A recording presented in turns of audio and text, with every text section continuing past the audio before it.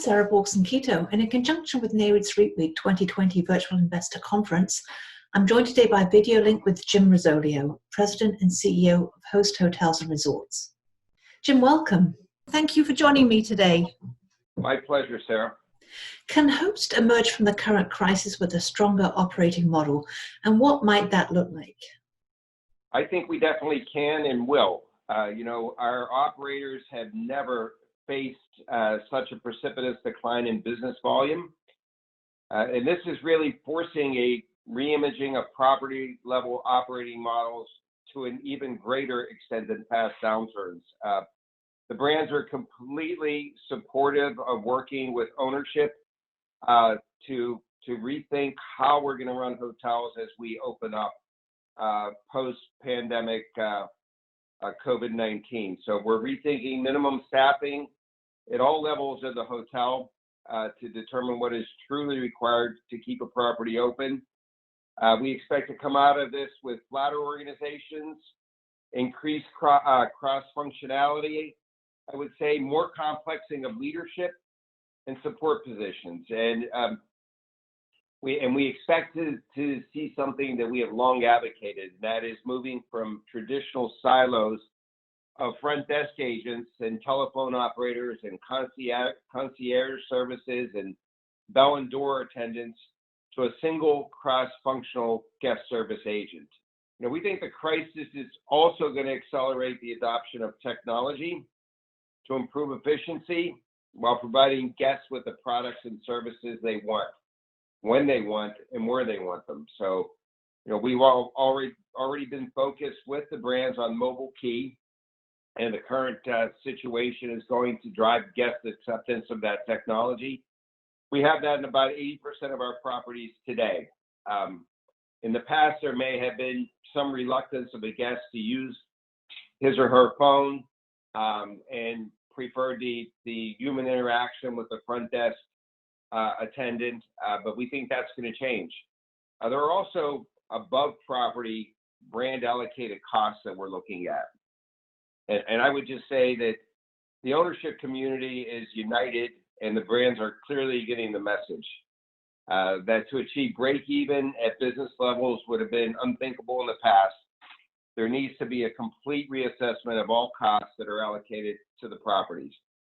So some examples of focus: we need to understand the benefit of each program and have transparency with respect to the cost of each program. We need to streamline above property sales, revenue management, accounting, and human resources to be more cost effective and competitive with third-party operators. And we need increased owner engagement before any costs are added back. So the last area that we're focused on with respect to the new operating model is related to sales and marketing. And we're working hard to reduce property sales and marketing as well as above property costs appropriate for demand and lead evaluation. We're focused on this at each of our properties. What are some of the steps that Host has been taking during the pandemic to improve its efficiency across the portfolio? In the near term, we've temporarily suspended operations at hotels where the potential revenue does not justify the incremental costs with remaining open. So we're working closely with our asset managers. Our hotel teams have implemented extreme cost containment measures with staffing levels unfortunately being reduced by as much as 85% through furloughs and temporary layoffs.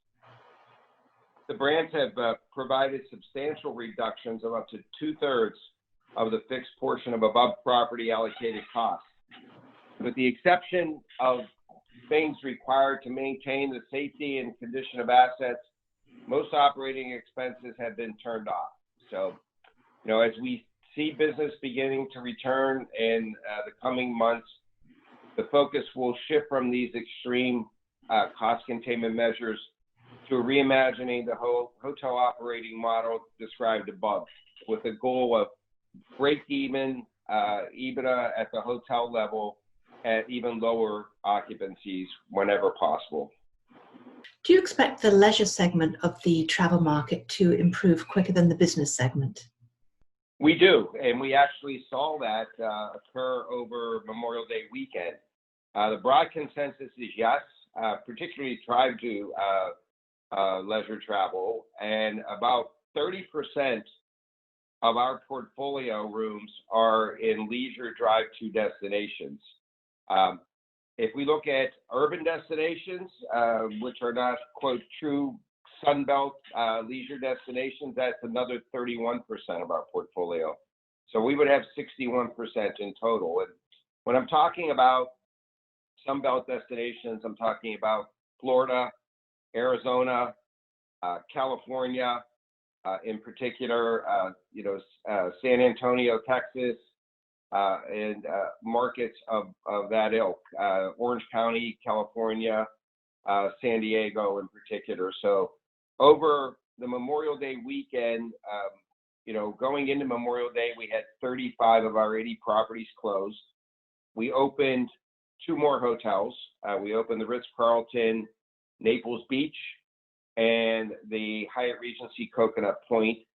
At the Ritz-Carlton Naples Beach, we saw occupancy of 50% at a $546 ADR, which was higher than we anticipated whenever we were taking pre-bookings. At the Hyatt Regency Coconut Point, we saw occupancy of 60% at a $264 ADR. Other properties that we had open included the Don Cesar in St. Petersburg Beach. The Don ran 90% occupancy at a $300 ADR. The Ritz-Carlton Amelia Island ran a 60% occupancy at a $584 ADR. So we saw good pickup in the state of Florida, and we also saw a good pickup at our properties in California, in San Diego, the Coronado Island Marriott, as well as Arizona. So, leisure drive-to is really leading the way. We think that business transient will follow, and group will be last. But we believe that it's going to take a vaccine or a strong therapeutic to really see those two segments come back, because of the fact that so much of the transportation is required to be air travel. More broadly, how will the pandemic impact the demand for real estate across your sector? Well, I think you're likely to see a fair amount of distress among different hotels, just given the leverage levels that certain people were operating their businesses at coming into this crisis. I mean, we were extremely well positioned, having the lowest leverage in the company's history at 1.6 times debt to EBITDA coming into 2020. So we're very confident that we're going to be able to persevere through the crisis, and that we should be in a position to be opportunistic when properties do come to market. I think it's going to take some time for that to happen. Right now, the assets that are in the market, you're seeing a fairly meaningful bid-ask spread between what sellers want, which is roughly 15% off of pre-COVID pricing, and what buyers are willing to pay, which is somewhere between 25 and 35 to 40%. Jim, thanks so much for joining me. Thank you. You stay well. And for more news and information on REITs and listed real estate, be sure to visit NAREIT's website, REIT.com.